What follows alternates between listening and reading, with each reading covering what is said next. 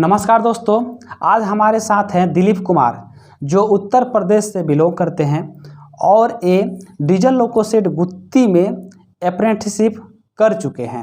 इन्होंने 11 दिसंबर 2020 को इन्होंने डीजल लोको शेड में अप्रेंटिस के तौर पे ज्वाइन किया और आज है 11 दिसंबर 2021 यानी 10 दिसंबर 2021 के दिन इनका जो अप्रेंटिसशिप का जो कोर्स था वह फाइनल हो गया और फाइनल होने के बाद फाइनली आज ये 11 दिसंबर 2021 को अपने घर जा रहे हैं।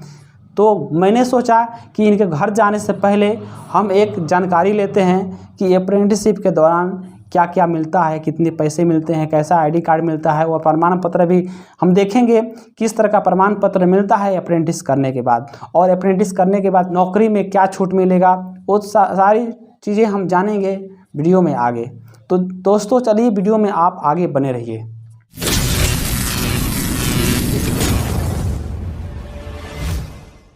सबसे पहले हम इनका परिचय जानना चाहेंगे। मेरा नाम दिलीप कुमार बिंद है, चकिया गाजीपुर का रहने वाला हूँ, जो यूपी में पढ़ता है। कौन सा ट्रेड से ITI किए थे?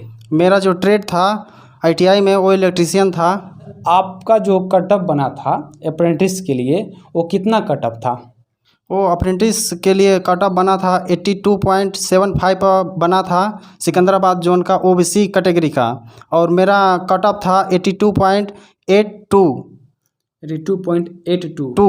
हाँ। अब आगे हम जानेंगे कि जब आपने अप्रेंटिस ज्वाइन कर लिया तो काम कैसा रहा, और काम के बाद हम जानेंगे कि आपको कितने पैसे मिलते थे। काम के बारे में बताइए।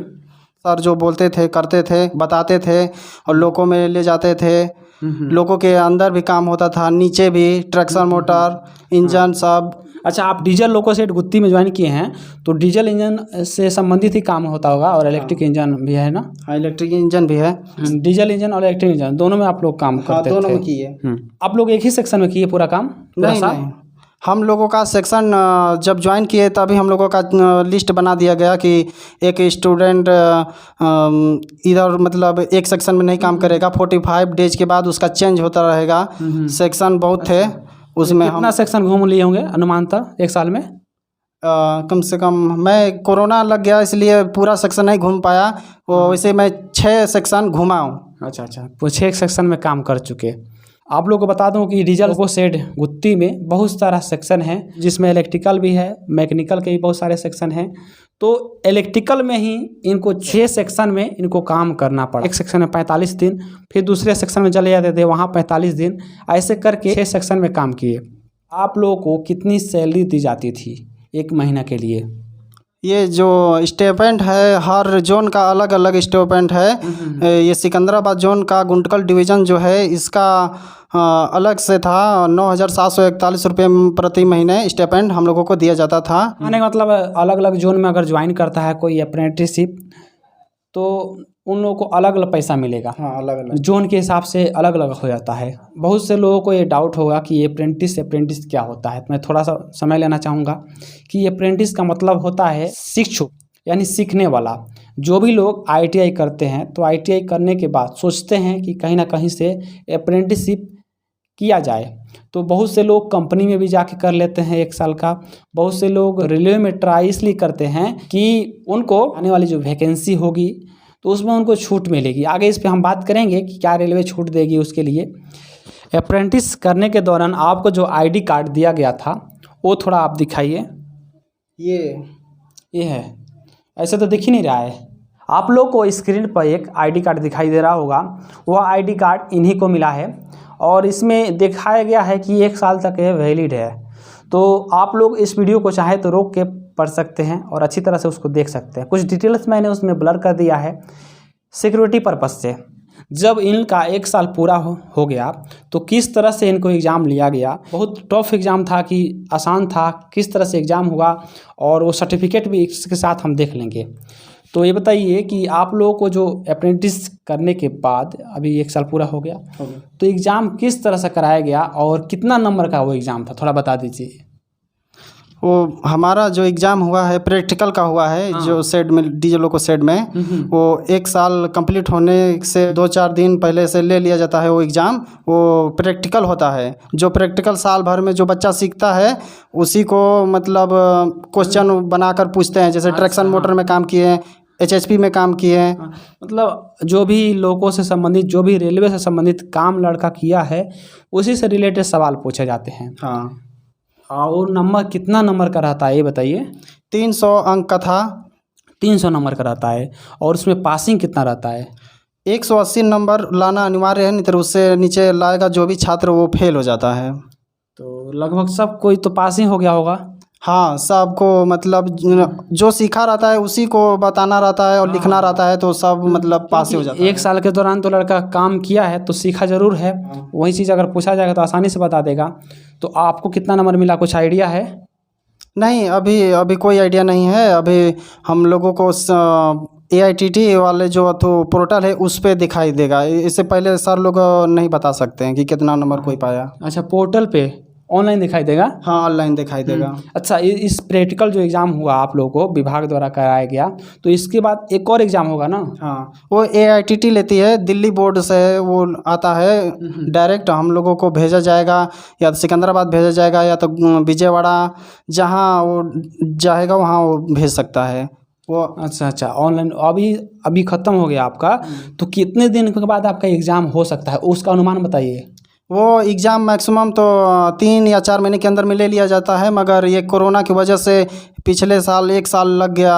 अभी भी 111 AITT का 28 दिसंबर से स्टार्ट है, तो अब हम लोगों का मार्च से ऊपर ही होगा। अच्छा, पहले वाले जो अप्रेंटिस कर चुके थे उनका भी बाकी ही है? हाँ, अभी बाकी है। तो कहने का मतलब है कि आप लोगों को 22 में हो सकता है 3-4 महीने तक खींच के ले जाए। हाँ, मार्च अप्रैल ले जाएगा हम लोगों को।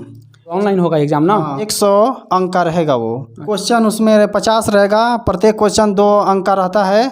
उसमें आपको 20 क्वेश्चन सही करना है। 20 क्वेश्चन 40 नंबर आपको लाना ही लाना है 100 में, नहीं तो आप 39 भी लाते हैं तो आप फेल कैटेगरी में डाल दिए जाते हैं। अच्छा, पहले हम इनका सर्टिफिकेट दिखा देते हैं। यही सर्टिफिकेट जो प्रैक्टिकल का जो सर्टिफिकेट था यही है, और आपको स्क्रीन पर खूब अच्छी तरह से दिखाई दे रहा होगा, और उसमें कुछ डिटेल्स मैंने ब्लर कर दिया है। तो यही सर्टिफिकेट इनको मिलता है, इसको एक्सपीरियंस सर्टिफिकेट बोल सकते हैं। तो एक्सपीरियंस सर्टिफिकेट इसी तरह का होता है। आप थोड़ा वीडियो को रोक के देख सकते हैं, आपको सामने दिखाई दे रहा होगा। अब आगे बढ़ते हैं। आगे जो आप लोग से ऑनलाइन एग्ज़ाम कराया जाएगा, अगर उस एग्ज़ाम में आप फेल हो जाते हैं तो क्या होगा? उसमें फेल हो जाएंगे तो 3 चांस और देता है AITT। कंफर्म है? कंफर्म 3 साल और 3 चांस देता है? 3 चांस देता है बस। लेकिन अब फिर दोबारा के काम कीजिएगा कि ऐसे नहीं, वो डायरेक्ट वो अपना अप्रेंटिस पोर्टल नंबर है जो उसी पे वो रजिस्ट्रेशन फिर से करना पड़ेगा। और अगर फेल होते हैं 3-4 बार, अगर बच्चा फेल हो जाएगा लगातार तो उसको हमेशा के लिए निकाल दिया देता है। हमेशा के लिए निकाल दिया जाए, अप्रेंटिस कर नहीं करेगा। हाँ। अब इस वीडियो का सबसे बेस्ट पार्ट कि इसके करने के क्या फ़ायदे हैं, क्योंकि 1 साल जो लड़का यहाँ समय गंवाया है उसको कुछ ना कुछ तो फ़ायदा होना चाहिए, तभी तो वो कर रहा है। इसी आधार पर तो आप करने के लिए आए हुए हैं। तो इसका एक फ़ायदा ये है कि जब भी ग्रुप डी की रेलवे में वैकेंसी निकलेगी तो उस वैकेंसी में अगर 100 वैकेंसी निकलती है तो 20 पोस्ट जो है अप्रेंटिस वालों के लिए सेपरेट कर दी जाती है। यही फ़ायदा रहता है। और रेलवे में अप्रेंटिस वालों का कटअप भी अलग बनता है। पिछली बार का मैं बताऊं, जो लोग अप्रेंटिस किए हुए थे SC ST OBC वालों का 30% कटअप गया था, और जनरल वालों के 40% कटअप गया था। मैंने जो अप्रेंटिस किए थे उनका मैं बात कर रहा हूँ। तो ये फ़ायदा हो जाता है, क्योंकि अगर अप्रेंटिस करने के बाद, ये मेरा मानना है कि अगर वो पढ़ाई करता है और ग्रुप डी की वैकेंसी आती है, अगर डट के पढ़ाई करता है तो हर हाल में हो ही जाएगा, क्योंकि उनका कटअप बहुत ही कम जाता है। आप 30-40 नंबर नहीं ला सकते हैं, जहां आज 60-70 नंबर लाने के बाद भी अगर जॉब नहीं मिल पा रही है तो 30-40 नंबर लाना कोई बड़ी बात नहीं होती है। तो यहाँ एक और नेगेटिव पॉइंट निकल के आता है कि बहुत सारे लड़के हैं जो 1 साल यहाँ समय गंवा देते हैं, तो बाद में उनको पढ़ाई रास नहीं आती है, बाद में वो पढ़ाई उस तरह से शुरू नहीं कर पाते हैं जो पहले पढ़ाई करते थे। यही उनको कारण बनता है फेलियर का। बाद में अगर वो लोग उसी तरह से अगर अच्छी तरह से पढ़ाई करेंगे तो ज़रूर उनको जॉब मिल जाएगी। अब ये तो ग्रुप डी के बारे में बताया, ग्रुप डी की जब वैकेंसी आएगी तो 20% छूट मिलेगा, ठीक है।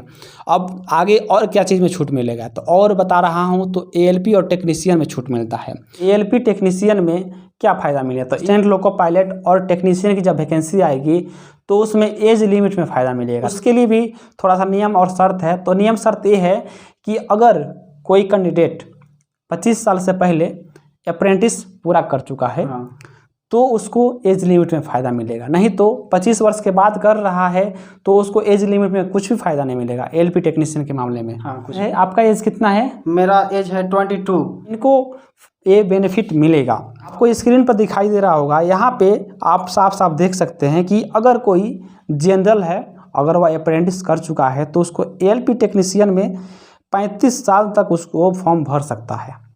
अगर उसी कंडीशन में OBC नॉन क्रीमियर है तो उसको 38 साल तक वह फॉर्म भर सकता है, और SC ST है 40 साल तक वह फॉर्म भर सकता है। तो दोस्तों ये हो गया ALP टेक्नीशियन में क्या छूट मिलेगी।